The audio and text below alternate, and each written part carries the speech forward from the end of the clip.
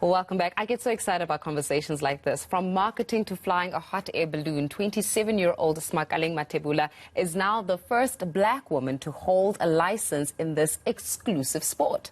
And in another first, she'll be taking part in the South African Hot Air Balloon Championship next month. That's right, this is an actual sport. It's a niche sport. She's joining us now live from the Kruger National Park in Mpumalanga. Smakaleng, a very good morning to you. I imagine you're at the Kruger National Park because you're about to get working, aren't you?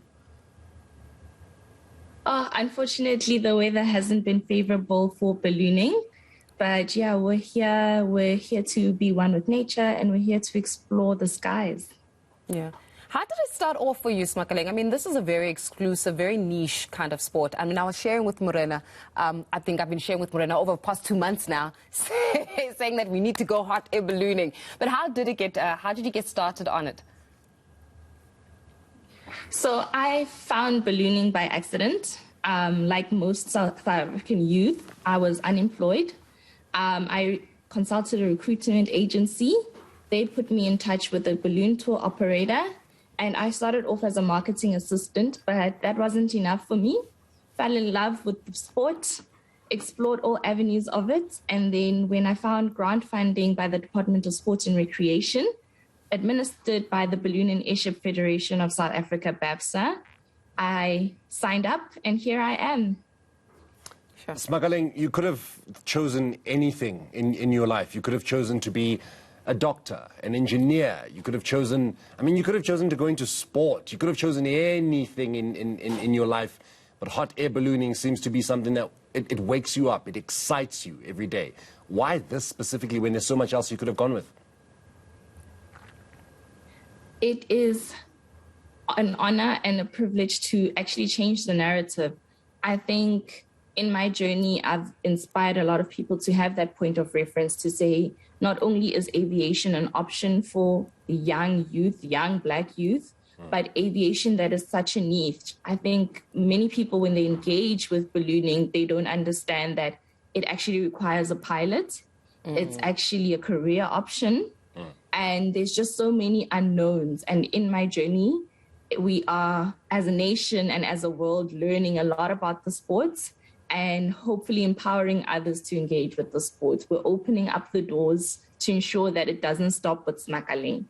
Yeah. No, you're absolutely right when it says that you need to be able to open up the door. But then how does one get started, Smakaleng? I mean, a lot of times when it comes to aviation, one of the first few things they will tell you is just be able to navigate. Obviously, you need to do a little bit of sums here and there to be able to just gauge how far you're going. Is that also what it takes to be in this type of aviation industry? If I just wanted to wake up one morning and I said, you know what I want to do? I actually want to go in and fly a hot air balloon. What do I need to have in place? Even let's say for matric, if I'm a young person and I've just finished matric and I'm trying to think about the different aspects or avenues in my life, and this comes up as an option of a sector of industry, what do I need to become you? So the first step is good health. We require an aviation medical just to ensure that you're medically fit to fly. Then we have 6 aviation exams. Those are your theory exams, and it includes meteorology, aerostatics, and etc. We then have a radio exam. We have 16 minimal practical flying hours where you'll be put through a string of tests of whether you can fly, maintain the wind currents, because ballooning goes where the wind takes us. A lot of different regional areas, mountainous flying, fast winds flying, just to ensure that when we equipped you with a license after your checkout flight, where you start 45 minutes with your instructor going through a series of tests, and then your instructor hops out and you go on your own for your solo flight. And in your solo flight, you need a minimum of 30 minutes with a safe landing, and then civil aviation will afford you your license. So good health, good knowledge, lots of determination, hard work when no one is watching will afford you the opportunity to be Sima one day. All right, so it's not just Faith Mangope that wants to go onto a hot air balloon, but there are definitely questions that get asked. And one of the questions I've come to see everybody, especially after the interview you had that came out this week, Smakaleng, the question that was asked to you on social media was, Do you control that hot air balloon? Do you tell that hot air balloon where to go? I mean, you tell it to get up and you tell it to go down, but do you tell it where to go? So I do not tell the hot air balloon where to go. We go where the wind takes us.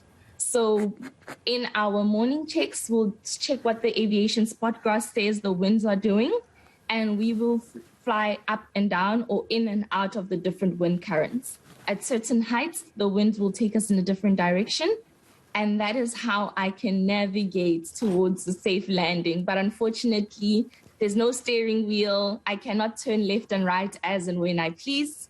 I'm at the mercy of Mother Nature, and that makes it even more awe-inspiring of a sport. You sure you want to go, Faith? Look, I think my control freak side just kicked in for a little bit. When you're saying that you have got no control about where it goes exactly, how then do you navigate it away from, let's say, looming danger? So in most instances, and I think what we've seen in the South African context and with climate change is that the weather can switch up on you at any given moment in time. So in that respect, where it's a wonderful day, clear, beautiful skies, the wind is slightly taking us in the right direction, then over above we can see ahead that a storm is coming and is fast approaching. How then do you start kicking off so that you can land us in safety? It's just the control freak of me that's coming out right now. That's fine. It's all good. How do you get us to safety with the storm that is on the horizons, Makaling?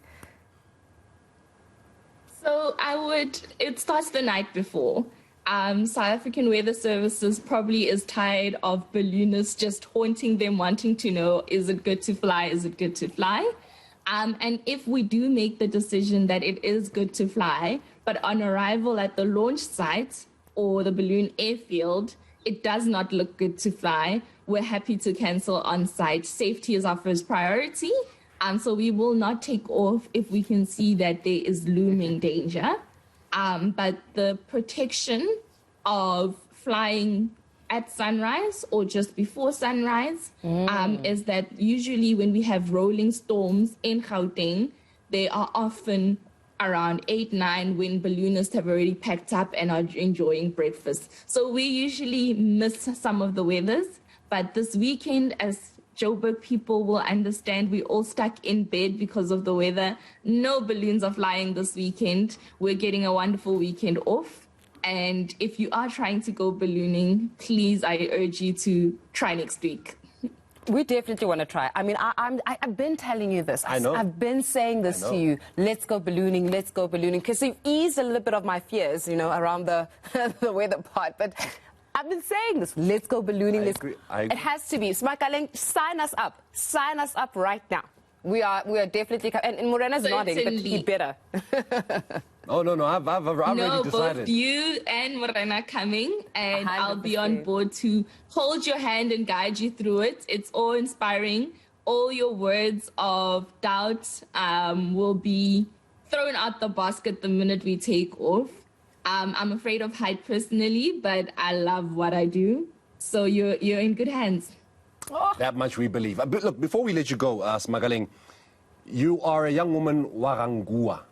You know, there are not a lot of budding hot air balloon pilots coming out of Rangua. You're the first to come out of there. So I can imagine there are a lot of questions, a lot of batong. And then, you know, not only from your community, but even from your own family. I can almost imagine that your parents were asking themselves when you wanted to get into this, or is our child okay? I mean, she could be a doctor, like I said, you could be an engineer, you could be an accountant. Or an airplane. Or an actual pilot of an aeroplane. And you said pilot, and then they were thinking, ooh, pilot, and then you went, no, yeah, balloon. And then they probably looked at you funny. How did you explain that to the people you grew up with, Korangua, and even your family?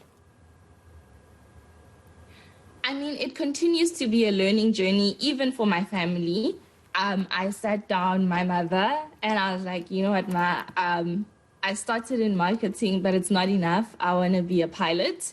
And she was like, for balloon. I'm like, yes, for balloon. She's like, I'm like, yes. And then she goes, okay, but how does this thing work? What is it and everything? So we had to go on an educational journey, and I took her ballooning because the best way to inform people about ballooning is to actually experience it. And that kind of eased her doubts and questioning. But my community, with all the spotlights, have been coming, trying to get a better knowledge and understanding that, one, it's not just a balloon, it is an aircraft. Two, you are a pilot. The same way we view helicopter and airplane pilots, we view hot air balloon pilots the same way. And that there are so many other opportunities. It's not just to be a pilot. There is the option of being crew. There's option to be reservations, operations manager, chef in the kitchen, because we wake you up early, so we will feed you afterwards. There's just so many avenues in the industry that aren't highlighted, and it's to put a spotlight and also educate and empower South Africans in this new industry, well, relatively old industry, but in this new journey that the country is going on. Sure. You had us at breakfast. So once you said breakfast, we were both like, you know what, this is going to work, actually. Ultimately, this is how we're going to do it. We're going to eat. Everything else is just secondary to that. Smakaleng, I must say that we're very, very proud of just being the first, you know, and being the first means that you're not the last. It means that many doors can be opened up as well for those young people that want to get into the sector of industries. As you're saying, it's about becoming a pilot. Heck, can I make a lot of money out of it? Yes, you can. And to make all that money, we need people to send us money. I'm hoping that my journey inspires those in a position fortunate enough to continue this funding avenue. I was blessed in that I got the grant when it came in, and I'm hoping that my success inspires others to afford the grant and opportunity to keep continuing. But there is a lot of money. Pilots are well treated and well comforted. They hold people's lives in their hands daily, and we are compensated in that manner. So it is a well-off industry. So for all the parents concerned, if their child will make a living off of ballooning or any aviation sport, I can guarantee, please encourage your children. If they have any questions at all, send them off to your nearest aviation community. Question South African Civil Aviation. Wherever it is, reach out to myself and we'll contact you with the relevant people. We really do want more people in aviation.